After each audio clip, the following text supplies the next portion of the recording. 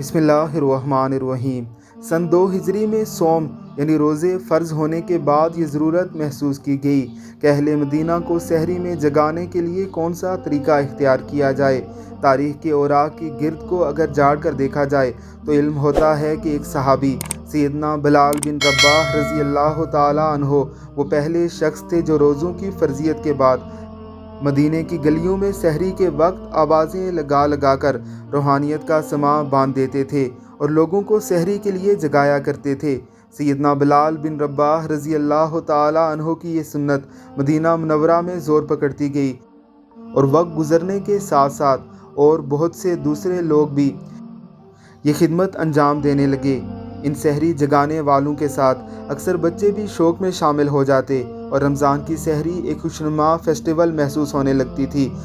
عربی میں سحری جگانے والوں کو المسحراتی کہتے ہیں۔ مدینہ منورہ کے بعد عرب کے دوسرے شہروں میں بھی سحری جگانے والے اس روایت کی پیروی کرنے لگے اور پھر یہ رواج پوری اسلامی دنیا میں پھیل گیا۔ المسحراتی یہ فریضہ فی سبیل اللہ انجام دیا کرتے تھے، لیکن ان کی خدمت سے مستفید ہونے والے مسلمان انہیں مایوس نہیں کرتے تھے۔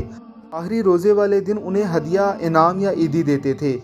اس کے علاوہ مسجدوں کے امام مسجدوں کی چھتوں یا میناروں پر لالٹینیں جلا کر رکھ دیا کرتے تھے اور بآواز بلند لوگوں کو سحری کے وقت کی اطلاع دیتے تھے جہاں آواز نہیں پہنچ پاتی تھی۔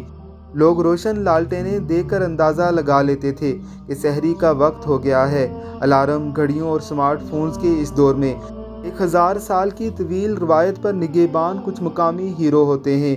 رمضان المبارک کی آمد کے ساتھ ہی عالم اسلام میں ایک مقدس لہر دوڑ جاتی ہے۔ سحر و افطار کا خصوصی اہتمام کیا جاتا ہے۔ برکتوں اور رحمتوں کا یہ پاکیزہ مہینہ اپنے ساتھ خوشی اور مسرت کی بہار لے کر آتا ہے۔ اس ماہ مقدس کو مختلف اسلامی ممالک میں کس انداز سے خوش آمدید کہا جاتا ہے، اس کی برکتوں سے کس طرح فیضیاب ہوا جاتا ہے۔ دنیا میں رمضان المبارک کے مہینے میں مسحراتی کرنے والوں کے حوالے سے بعض ثقافتی روایات اب بھی جاری ہیں۔ ان قدیمی روایات میں ایک ڈھول بجا کر لوگوں کو سحری کے وقت جگانے کی روایت بھی ہے۔ یہ روایت تقریباً 400 سال پرانی ہے۔ یہ سلطنت عثمانیہ کے خلیفہ النصیر کے دور میں مصر سے شروع ہوئی۔ مصر کے حکمران عتبہ بن اسحاق رمضان کے دوران قاہرہ کی سڑکوں کا دورہ کرنے والے پہلے شخص تھے جو لوگوں کو شاعرانہ انداز میں بلاتے ہوئے جگاتے تھے۔ وہ کہتے تھے، تم لوگوں میں جو سو رہے ہیں وہ اٹھیں اور اللہ کی عبادت کریں۔ سحری کے لیے جگانے والوں کو رمضان کے ڈھولیے کہا جاتا ہے۔ رمضان المقدس کے مہینے میں سحری سے تقریباً 1.5 گھنٹہ قبل ڈھولیے گلی گلی ڈھول بجاتے ہوئے گھومتے ہیں اور یوں سحری کے لیے جگانے کی روایت اب بھی قائم ہے۔ کچھ عرصہ قبل پہلے مسحراتی خاص طور پر بچوں میں بہت مشہور ہوتے تھے۔ سحری میں ڈھول بجا کر روزے داروں کو اٹھانے کا رواج پاکستان ہی نہیں ترکی میں بھی موجود ہے۔ رمضان المبارک کے شروع ہوتے ہی ترکی کے ڈھولیے عثمانی لباس زیب تن کیے ہوئے استنبول میں بھائی چارگی کا ثبوت دے رہے ہیں۔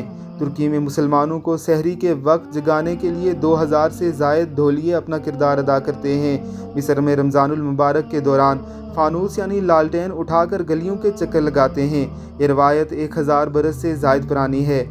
کہا جاتا ہے کہ 969 عیسوی میں اہل مصر نے قاہرہ میں خلیفہ معز الدین اللہ کا فانوس جلا کر استقبال کیا تھا، جس کے بعد سے رمضان المبارک کے دوران فانوس جلانے کی روایت کا آغاز ہوا۔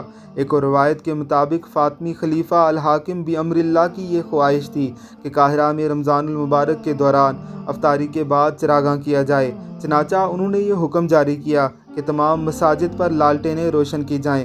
یہ بھی کہا جاتا ہے کہ فاطمی خلیفہ جب رمضان المبارک کا چاند دیکھنے کے لیے گئے تو بچوں نے لالٹینیں اٹھا رکھی تھی، وہ حمد و نعت پڑھ رہے تھے۔ ایک اور روایت یہ بھی ہے کہ خلیفہ الحاکم نے یہ شرط عائد کی کہ خواتین گھروں سے رات کے وقت اسی صورت میں نکل سکتی ہیں جب ان کے ساتھ بچہ ہو اور اس نے لالٹین تھام رکھی ہو۔